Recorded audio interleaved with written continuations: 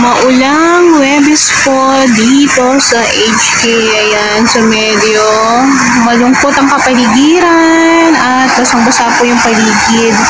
So ayan, yun po yung kabundukan. So medyo ano na po siya, malakas ang ulan doon. So ayan o. So malapit na kami sa bundok. So kaya pala napakalamig ngayon. So bumaba na naman po yung temperature dito. Napakalamig po. Ayan, so medyo wet po ang paligid. So medyo malungkot. Ayan, pagka naulan po talaga medyo nalulungkot ako. Hindi ko alam bet yung iba natutuwa, pero ako nalulungkot pagka naulan. Ayan, so alam ko mayroong need ng ulan ngayon sa sobrang init. Pero dito kasi sa sa HK medyo malamig kasi yung klima.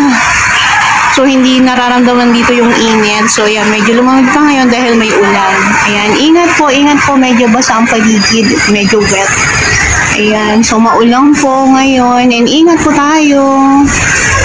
Ayan, medyo madulas po yung kalsada.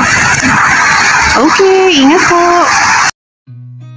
I've seen a lot of change, been through a lot of pain.